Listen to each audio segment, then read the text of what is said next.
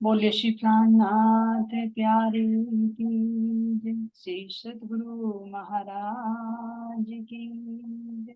सद्गुरु श्री रामतन जी महाराज की जय। तीनों पुरी धाम की जय। सर्व सुंदर साथ की जय। बंदो सतगुरु चरण को करूँ सो प्रेम प्रणाम। अशुभ हरण मंगल करण देव चंद्र जीना। प्राणीनाथ निज मूल पति श्री मेहराज शुभ नाम। तेज कुंवर श्यामा युगंतु पल पल करूं प्रणाम। पिया जी को पल पल करूं प्रणाम। बोले श्री प्राणनाथ प्यारे की जय। चर्चा प्रारंभ होते हैं सुनो साथ चित दे। भजो श्री राज श्यामा जी श्री प्राणीनाथ सखी जीवन हमारे। श्री महामति कहे साथ जी भया चर्चा का बखत। अब तुम सुनियो चित दे लाल आगे आए बैठे न तखत। लाल आगे आए बैठे न तखत। बोलिए श्री प्राणनाथ प्यारे की जय। महामती स्वामी श्री लालदास जी महाराज की। प्राणाधार प्यारे सुंदर साथ जी, आप सबके धाम हृदय में विराजमान प्राण प्रियतम प्राण वल्लभ के नूरी चरण कमलों में कोटि कोटि से प्रेम प्रणाम। चलते सुंदर साथ जी बीतक साहिब की तरफ। तो स्वामी लालदास जी कहाँ का वर्णन कर रहे हैं। अब पन्ना जी की अष्टप्रहर की बीतक चलेगी। उससे पहले क्या बता रहे हैं मंगलाचरण, यानी परम धाम से किस तरह से कारण बना ब्रज में आने का। यहाँ संसार में पहले ब्रज में आए, फिर रास में आए, फिर अब इस जागनी के ब्रह्मांड में जो धामधनी ने स्वयं अपने दिल में किस जगह को चुना, पन्ना जी धाम, है ना। तो वहां पर कह रहे हैं कि पन्ना जी में सब रूहें मिली, लेकिन इन रूहों में हमारी शाकुंतल सखी सिरमुख। और अब ब्रह्म आत्माओं की महिमा बताते हुए कह रहे हैं कि ब्रह्म आत्माओं की एक पल की सेवा और किसी की भी सेवा की बराबरी में नहीं आती। क्यों? क्योंकि ब्रह्म सृष्टियों की सेवा साक्षात ब्रह्म परमात्मा की सेवा है। अब यहाँ पर स्वामी लालदास जी कह रहे हैं, एक पल सेवन की सुख आवे ना इन जुबान। लिखा 1100 बरस का ये लिया जिन ईमान। ये लिया जिन ईमान।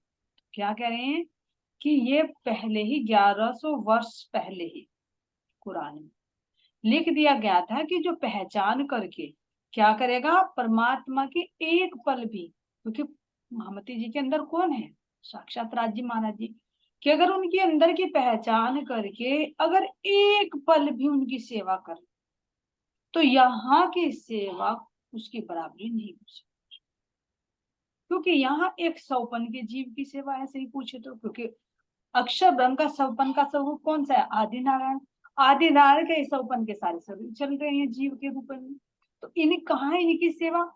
और इनमें भी सुंदर साथ जी देखिए, जो और जीव जंतुओं की सेवा को सर्वोपरि मानते है, तो नारायण की चेतना है उनके अंदर, लेकिन जिसकी सेवा की जाती है वो ऊर्जा जो शरीर को मिलती है, वो ऊर्जा कहाँ यूज हो रही है ना समझ में। भाई अगर एक साधु संत एक तपस्वी को अगर तुम भोजन करा रहे हो, तो वो ऊर्जा जो मिलेगी उसको भोजन करने की, वो परमात्मा की तरफ को चलेगी, अच्छे कार्यों की तरफ को चलेगी। और अगर तुम किसी शैतान को खिला रहे हो, वो जाकर किसी की मार काट करता है ना, तो उसका फल तुम्हें भी। इसलिए कह रहे हैं कि चाहे यहाँ हद मंडल के कितने जीव उनकी सेवा कर लो, चाहे बेहद मुन्नर की कर लो, वो परमात्मा की सेवा उसके सामने ये कुछ भी नहीं। तो ये महिमा बता रहे परमात्मा की। अब क्या कह रहे हैं सुंदर साथ जी, तीन सैयों की सिफत क्यों सके कोई कर, पर हुक्म कहवे धनी का ए सिफत सब ऊपर, ए सिफत सब ऊपर। अब ध्यान से देना सुंदर साथ, इसमें क्या बता रहे स्वामीनाथ दास जी, एक एक चौपाई बहुत काम की चीज है। क्या कह रहे हैं कि जिन सुंदर साथ ने प्रियतम अक्षरातीत की सेवा में स्वयं को समर्पित कर दिया, तीन संयोग की सिफत, या मैंने सखियों की उन आत्माओं की सिफत यानी महिमा क्यों सके कोई कर, कैसे वर्णन करे उनकी महिमा का, जो उन्होंने वो आनंद वो सुख प्राप्त किया जिन आत्माओं ने धामधनी की सेवा की है। कह रहे हैं कि उनका वर्णन शब्दों में नहीं किया जा सकता, पर हुक्म कहवे धनी का ये सिफत सब हो। लेकिन मैं जो कह रहा हूँ, कह रहे लालदा जी कि मैं जो कह रहा हूँ तो ये मैं नहीं कह रहा हूँ, नहीं तो विरोधाभास हो जाएगा। अभी तो कह रहे कि ब्रह्म आत्माओं ने जिन्होंने सेवा की उस सेवा को, उनकी महिमा को शब्दों में नहीं बयां किया जा सकता। तो अब तुम कहो कि तुम तो कर रहे हो, तो क्या कह रहे, मैं नहीं कर रहा हूं। अंदर में कौन बैठे हैं, धामधन। तो ये कह रहे ये सिफत पर हुक्म कहवे धनी का, ये धनी का हुक्म उनकी महिमा को कहलवा रहा है जिनकी महिमा सर्वोपरि। निसेवा देखो सुंदर, सतगुरु की सेवा जिनके अंदर साक्षात धामधनी विराजमान। महाराज जी तो पीछे भी कह रहे 25 पक्ष है अपना, तेमा कीजिए रंग विलास जी, प्रकट कहिया छे पादरा तमे ग्रहो सबू साथ जी। 25 पक्षों की हमारा धन है, हमारा खजाना है, उनमें हमारा रमण करना चाहिए। लेकिन एक चौपाई में और कहते हैं कि 25 पक्ष तो है हमारे, लेकिन साक्षात जो सतगुरु के रूप में धामधनी पधारे हैं उनकी सेवा सर्वोपरि। क्यों? क्योंकि उनके हृदय में ही तो परम धाम है। अगर सदगुरु रिझ गए तो पूरा परम धाम तो, और अगर सतगुरु नहीं रिझे तो कहाँ गिनते रो थम गलिया मुंडी। ये सतगुरु की महिमा सुंदर। तो जिस सेवा को कह रहे हैं कि शब्दों में वर्णन नहीं किया जा सकता, लेकिन धनी खुद उन रूहों की प्रशंसा अपने मुख से करती। पीछे भी आया है कि ब्रह्मात्माओं की महिमा देखिए, जिन पर पूर्ण ब्रह्म परमात्मा की महिमा को सारा संसार गाता है, वो पूर्ण ब्रह्म परमात्मा अपने ही मुखारविंद से ऐसी रूहों की, ऐसी ब्रह्म सृष्टियों की, ऐसी ब्रह्म मोमिनों की प्रशंसा करते। कितना बड़ा, कितनी बड़ी महिमा है। तामे सेवा कर जो संग चले, ताकि सुमार ना आवे सिफत, ये तो भई बकामिने ये कहनी जुबा हद इत। अब जिन्होंने सेवा की उनकी तो महिमा है ही सर्वोपरि, लेकिन क्या कह रही है, जिन्होंने सेवा करते करते करते करते उनके चलते ही अपना तन भी छोड़ दिया, यानी उनके बिना एक पल सांस लेना भी उचित नहीं समझा, तो ऐसी ब्रह्म आत्माओं की तो महिमा अपरंपार है।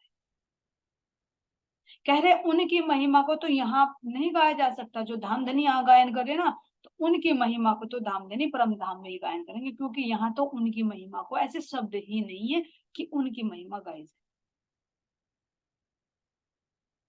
जिन्होंने अपने धामधनी को पहचाना, लेकिन पता नहीं हम भागे कौन से खागरू जीव पर बैठकर आज तक इसको गायन नहीं करते। देखिए सुंदर साहब जी कह रहे हैं कि उनकी सेवा ताकि सुमार ना आवेश, उनकी महिमा का वर्णन नहीं किया जा सकता, उनकी महिमा का तो परम धाम में ही गायन होगा, सब धन धन करेंगे। ए तो भाई बकामी ने एक कहनी जुबा हद, उनकी सेवा की यह शोभा हमेशा हमेशा परम धाम में अखंड मिटेगी। तो इसीलिए कह रहे सुंदर साथ जी, लेकिन इतना भी मुझे यहाँ इस मिटने वाली जुबान से कहना पड़ रहा है, नहीं तो कैसे कहूं। क्यों नहीं कहा जाता, कहेंगे कि कह तो रहे शब्दों में, इसलिए नहीं कहा जा सकता क्योंकि जब धामधनी की सेवा की तो धामधनी को कितना आनंद मिला और रूहों को कितना आनंद मिला, क्या उस आनंद को बता सकते हैं? यही प्रैक्टिकल में देखो, मान लीजिए अगर मुझे बहुत ज्यादा प्यास लग रही है और तुमने मुझे ठंडा ठंडा पानी पिला दिया और मैंने पी लिया, तो उसकी जो ठंडक, उसकी जो शीतलता का मुझे एहसास हुआ, जो अनुभव हुआ, जो तृप्ति हुई, क्या उसको मैं शब्दों में बता सकती? केवल इतना बता दूंगी, तुमने पानी पिलाया।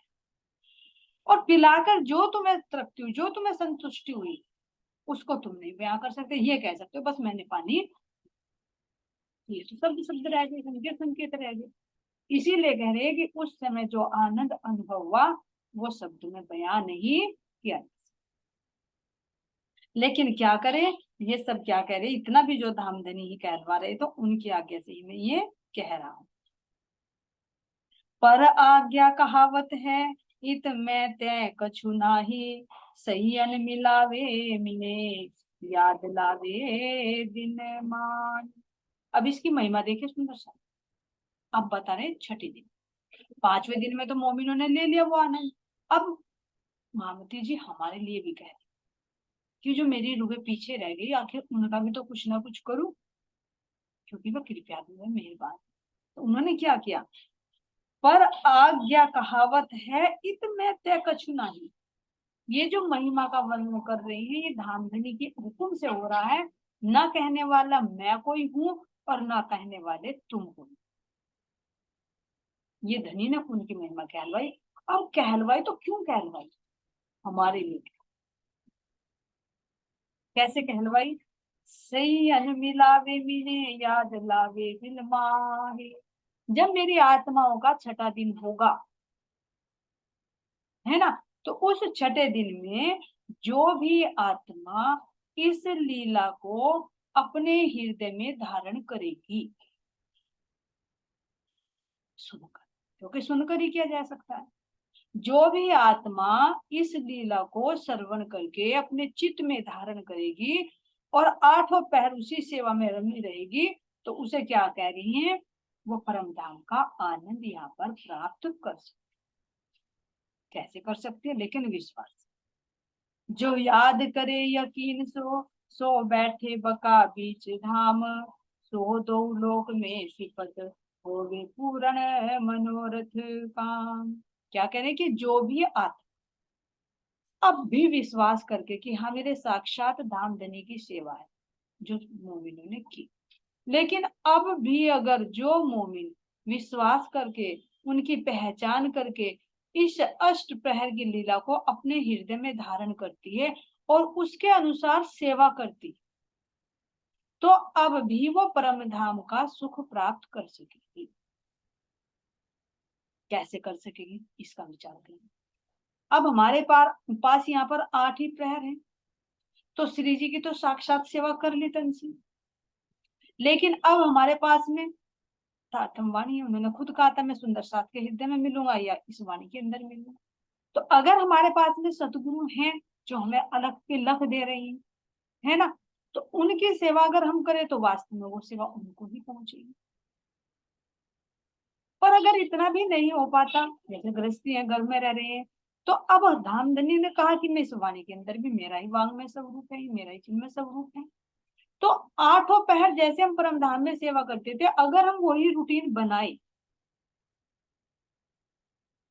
भाई किस टाइम क्या होता था, किस टाइम क्या होता था, अगर वही लीला का हम रूटीन बनाकर चले, तो ऐसा हो ही नहीं सकता कि वो आत्मा अब भी परम धाम के रस का अनुभव ना करे। लेकिन वो जो साक्षात ले रहे थे वो नहीं, कुछ तो कमी जरूर। जो साक्षात लेते थे, अपने नेत्रों से देखते थे, अपने हाथों से छूते थे, अपने कानों से उनके सब सुनते थे, नासिका से उनकी खुशबू लेते थे, मुखार से उनकी बातें करते थे, कोई उनकी कमर खुजला रहा है तो कोई उनको तेल मालिश कर रहा है, कोई उनके बालों को संवार रहा है, कोई पाग पहना रहा है, कोई जामा पहना रहा है, कोई हार पहना रहा है, कोई मुद्रिका पहना रहा है, कोई चरणों में खड़ाव पहना रहा है, वो सेवा तो नहीं मिली।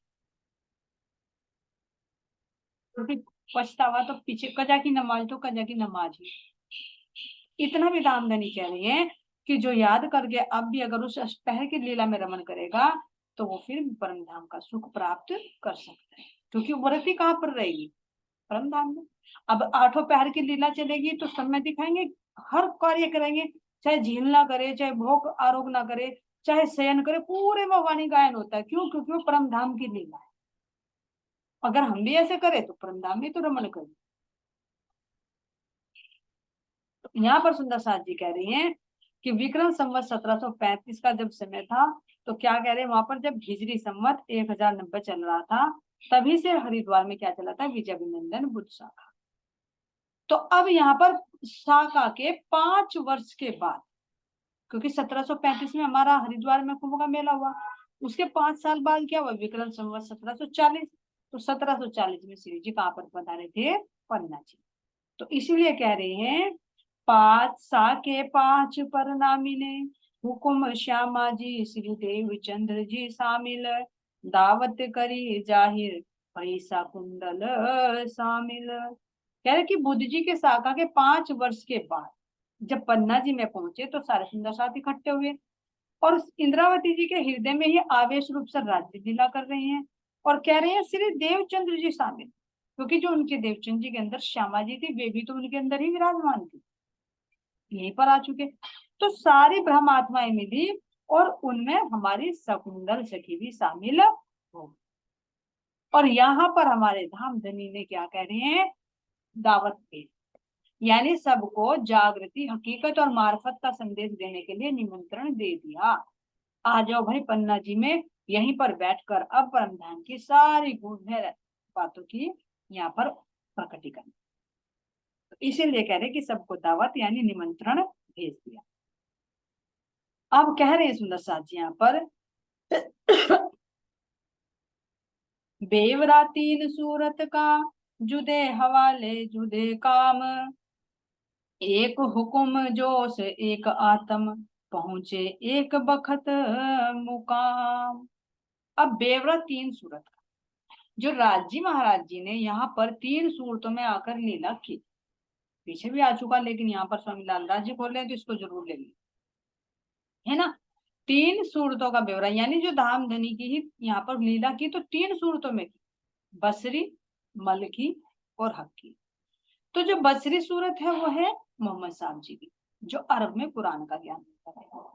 मलकी सूरत है धनी देवचंद जी महाराज जी की, जिनके अंदर श्यामा जी की, वे कहाँ पर आए, गुजरात में, जामनगर में।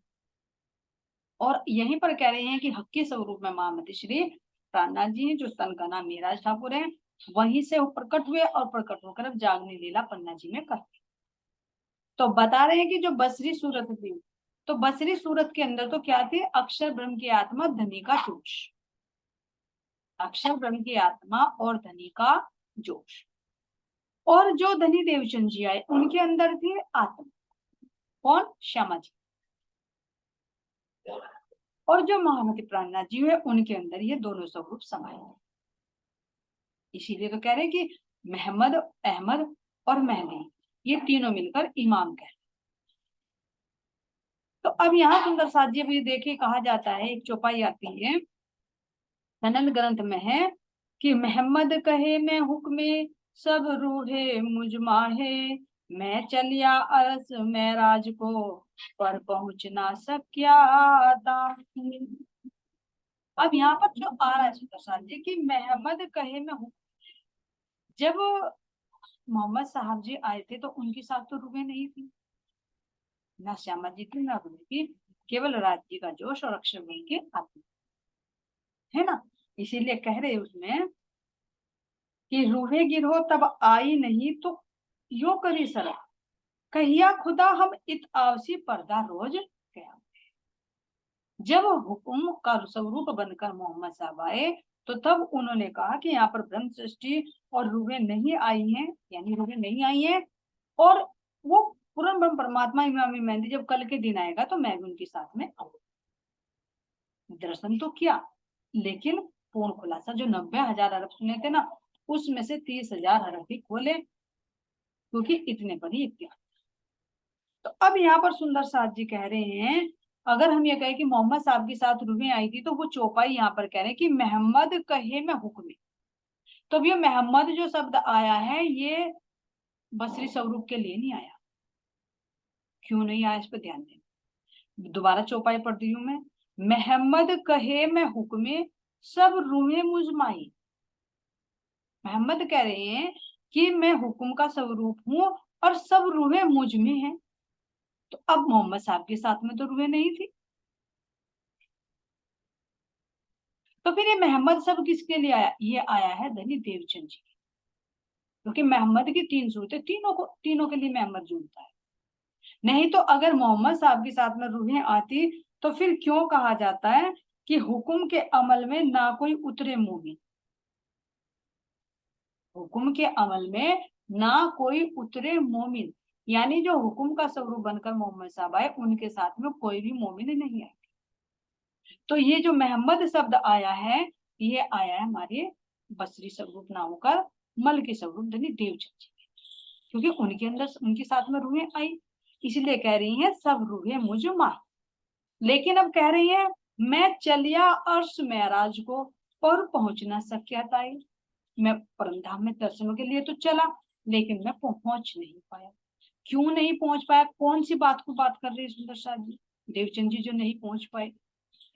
क्योंकि अभी यहाँ पर जो 90,000 हर्फ थे उनमें से 30,000 तो मोहम्मद साहब पर खुले, 30,000 देवचंद जी पर खुले, लेकिन अभी जो 30,000 रह गए मार्फत के वो तो रह गए ना अभी। तो यानी वर्णन तो करे, जैसे बाहर के स्वरूप का वर्णन तो कर दिया, लेकिन दिल के भेद जो खुलने थे, पूर्ण दर्शन तो तभी होता। मान लीजिए मैंने आपको देखा तो बाहर से शरीर शरीर देख लिया, तो क्या मेरी पूरी जानकारी हो गई? नहीं। जब तक मैं तुम्हारे अंदर उतर के तुम्हारे दिल की बात ना जान लूं, तुम्हारा व्यवहार कैसा है, तुम्हारे अंदर क्या राज छुपे हुए, जब तक पूर्ण दर्शन नहीं होता। तो यहाँ पर अभी 30,000 हरफ रह गए थे, इसीलिए यहाँ पर ये चौपाई आ रही कि मैं चलिया अर्श महराज को पर पहुंचना सकिया ताई, पहुंच ना सका। तो अब ये नहीं कि देवचंद जी ने दर्शन नहीं किए, किए, साक्षात दर्शन दिए उन्हें, परम धाम का वर्णन करते थे, लेकिन जो मार्फत की बातें थी, गैब की बातें थी, वे अभी खुलनी बाकी थी। इसलिए यहाँ पर सुंदर साथ जी कह रहे हैं और दूसरी चौपाई में क्या कह रही हैं?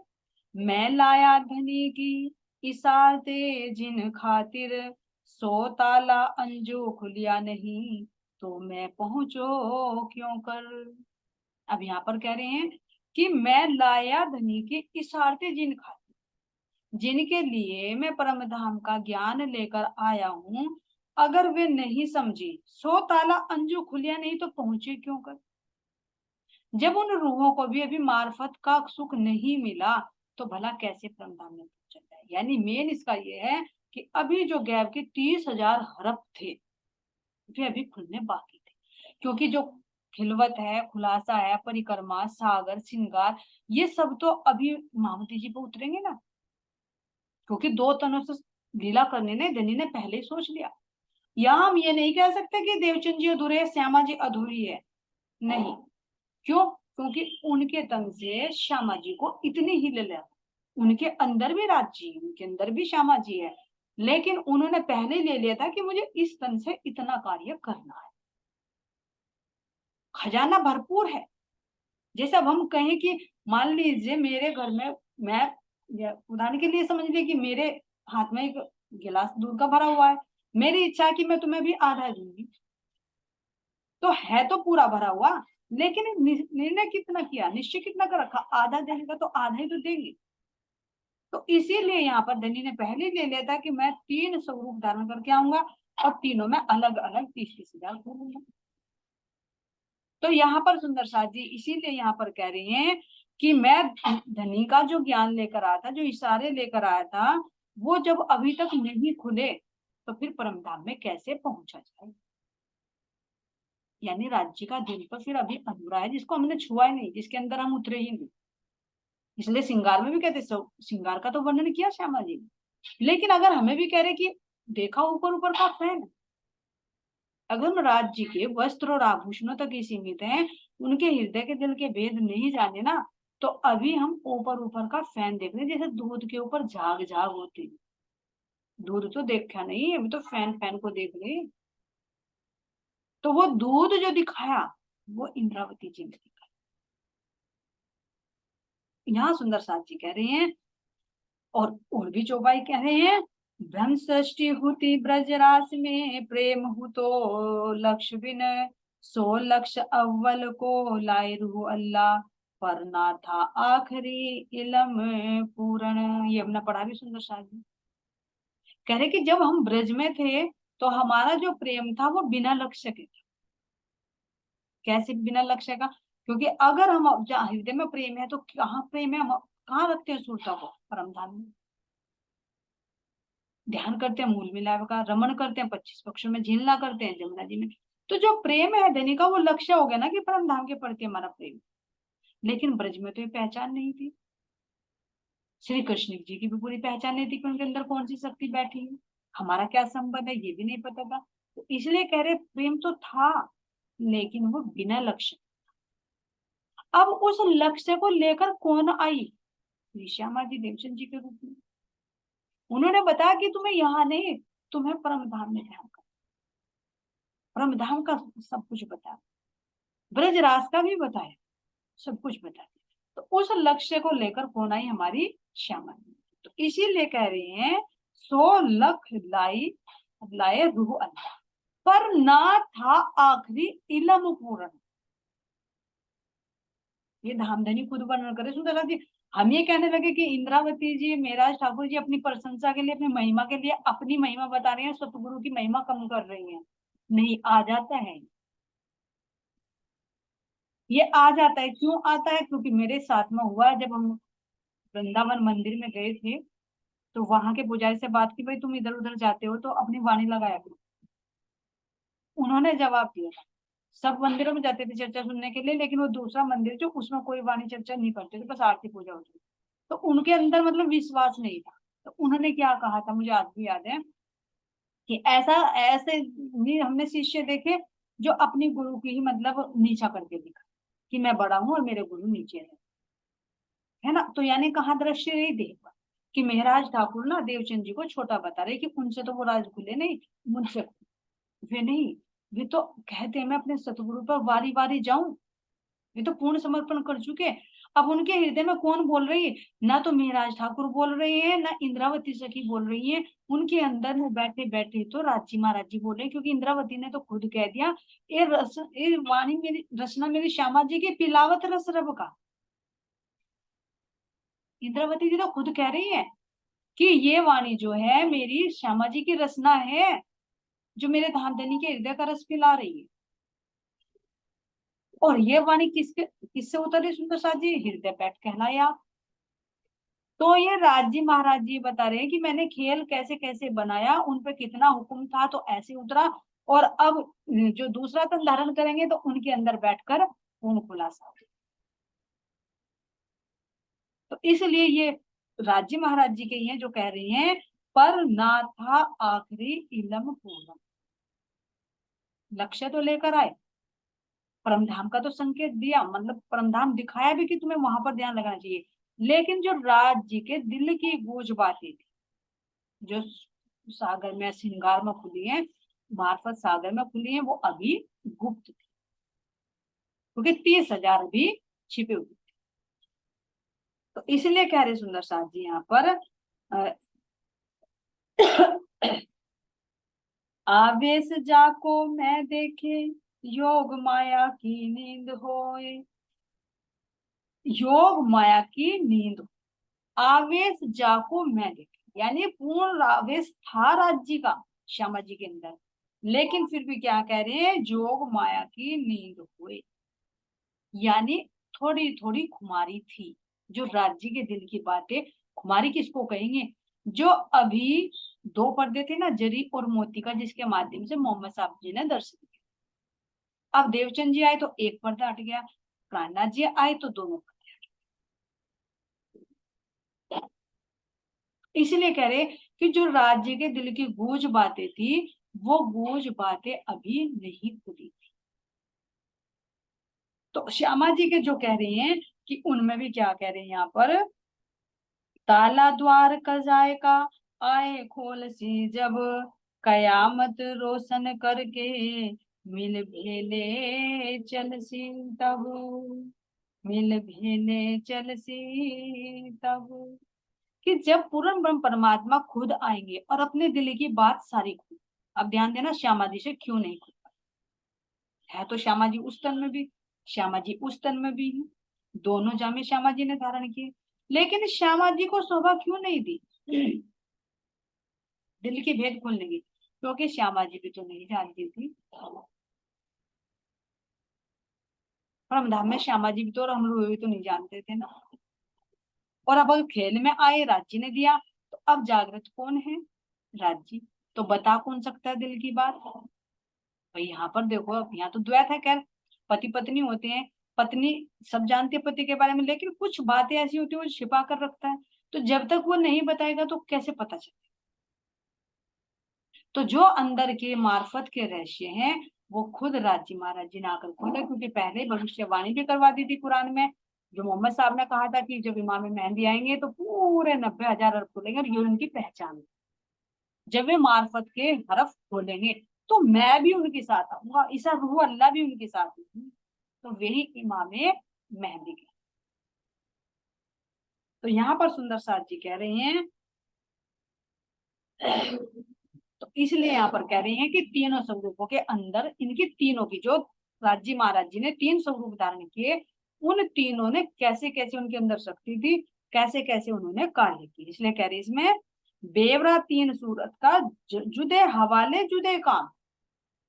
जुदा जुदा ही जो परमात्मा ने तीन स्वरूप यहाँ पर धारण किए, बसरी, मलकी और अक्की, तीनों के क्या है?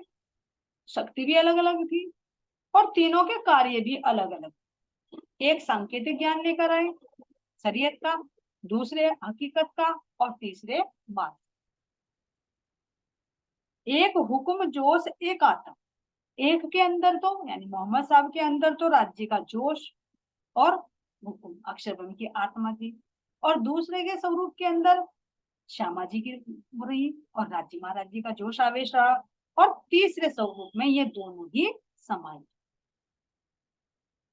तो तीनों ने अलग अलग कार्य किया, तीनों के अंदर अलग अलग शक्ति। अब यहाँ पर कह रही हैं, धनी हजूर पहुंचे तीनों, भई मजबूर तिन से, सुने हरप 90,000, कि अब सब रोशनी इनसे। तीनों स्वरूपों की सूरता परम धाम में पहुंची। अब ये नहीं कह सकते कि कौशिक नहीं गई, तीनों स्वरूपों ने दर्शन किए। इन तीनों ने धाम धनी से आत्मिक रूप से बातें की। क्या मोहम्मद साहब ने बातें नहीं की? क्या श्यामा जी ने बातें नहीं की? साक्षात यहाँ पर भी बातें की। और धनी से 90,000 हरफों में समाहित ज्ञान को सुन। मोहम्मद साहब ने 90,000 हरफ सुने, लेकिन खोलने का इख्तियार 30 का। देवचंद जी के स्वरूप पर 60,000 का इख्तियार रहा, और महामती श्री प्राणनाथ जी पर 90 के 90 का इख्तियार, क्योंकि सारी शक्ति उनके अंदर समाहित हो गई। इस प्रकार परमधाम का सारा ज्ञान इन तीनों सूत्रों में ही विद्यमान हो गया। आप कह रहे सुंदर साथ जी यहाँ पर, बसरी मल की और हक की ए हुकुम तीन सूरत, दिन दई हयाती दुनी को करी सैयन वास्ते सरत। जो धामधनी की तीन सूरतें आई, बसरी, मलकी और हक, तो इन सूरतों ने क्या किया? यहाँ पर इन तीन सूरतों ने ही परम धाम का ज्ञान प्रकट किया, जाहिर किया, जिसके कारण क्या हुआ? इन जीवों को भी अखंड बहिष्ठों का सुख। तो सही पूछे तो तीन स्वरूपों में जरूर यहाँ पर आए हैं, लेकिन तीनों के अंदर धामधनी का हुक्म कार्य कर। बसरी सूरत ने तो क्या कहा था? मैं फिर पुनः यहाँ पर आऊंगा जब इमाम मेहदी प्रकट हो। तो इसलिए कह रहे सुंदर साथ जी, हुक्म का तात्पर्य यहाँ पर राज्य के दिल की इच्छा, जिसको यहाँ खेल में हुक्म कहा गया, राज्य के दिल की इच्छा है। तो अब ये देखिए, ब्रह्म श्रेष्ठियों के लिए धामधनी ने इन तीनों स्वरूपों को धारण किया है। कह रहे ना, तीन दई हयाती दुनिया के जीवों को तो अखंड बहिष्ठ दे दी, वो ज्ञान दे दिया जो त्रिदेवों के पास भी नहीं था, अक्षरों को भी नहीं था, आज जीवों के पास भी वो ज्ञान है। करे सयन वास्ते सरल। अब क्यों किया? क्योंकि ये तीनों स्वरूप मोमिनों के लिए आकर आए, क्योंकि धामधनी ने परम धाम में ही वादा किया था कि मैं तुम्हें नहीं छोड़ूंगा, तुम्हारे संग संग। तो तीनों स्वरूप ये ब्रह्म आत्माओं की इच्छा पूर्ति के लिए यहाँ पर धारण किए हैं। तो इसलिए सुंदर साथ जी यहाँ पर कह रहे हैं, इन तीनों स्वरूपों का हुक्म के स्वरूप या हुक्म की सूरता कह दी। और तीनों के साथ मोहम्मद साहब का प्रयोग होता है। जब ने भी कहा तीनों के लिए मोहम्मद का प्रयोग होता है। जब मोहम्मद मुस्तफा का जन्म नहीं हुआ था तब भी मोहम्मद अर्थात श्री राज्य का हुक्म या इच्छा थी। ये कुरान में लिखा हुआ है। अगर ये कहे कि मोहम्मद साहब तो भाई बसरी स्वरूप कोई कहा गया नहीं, तन का नाम मुस्तफा भी था। उनके अंदर जो राज्य की शक्ति हुई उनका नाम मोहम्मद। मोहम्मद का मतलब होता है जो महिमा से परे हो, अपार महिमा वाला, यानी या जिसकी प्रशंसा स्वयं धामधनी करे, प्रेम का वो संदेश दे, तो उनको मोहम्मद कहा जाए। अब इसमें कह रहे हैं आई 1000 सूरत जो बसरी, दूसरी 10वीं सदी में निज धाम से उतरी। अब कह रहे मल की सूरत से 1000 पहले कौन सी सूरत आई थी? बसरी सूरत। मोहम्मद साहब 1000 साल पहले आ गए थे अरब में, है ना। और दूसरी सूरत में श्यामा जी की आत्मा थी, वह 10वीं सदी मारवाड़ में प्रकट।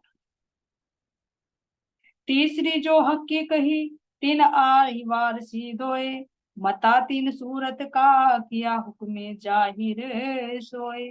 जो तीसरी सूरत हक की श्री प्राणनाथ जी के रूप में अवतरित हुई, इससे पहले जो सूरतें आई, कौन सी सूरतें आई? धनी की सूरतें आई, बसरी और मलकी। ये दोनों सूरतें इनके अंदर ही समाहित हो गई। इस प्रकार धामधनी ने अपने हुक्म के द्वारा तीनों सूरतों के रूप में परम धाम का ज्ञान इस संसार में जाहिर कर दिया। हुक्म श्री देव चंद्र जी श्यामा जी, ए तीनों के फैल हाल, सारा मुदा इनों पर ना कोई इन मिसाल। अब कह रहे कि ये जो सारा मुद्दा किस पर आया है? देवचंद जी पर, तीनों सूरतों पर।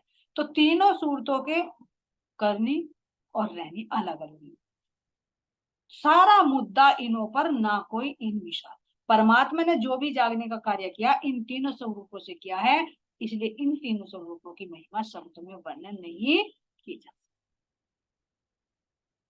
सकती। के लिए इतना, इससे आगे का प्रश्न अगले। हुकुम श्री देव चंद्र जी श्यामा जी, ए तीनों के फैल हाल, सारा मुदा इनों पर ना कोई इन मिसाल, ना कोई इन मिसाल। बोले श्री प्राणनाथ प्यारे की जय, श्री सतगुरु महाराज की, श्री पन्ना धाम की जय, महामती स्वामी श्री लालदास जी महाराज।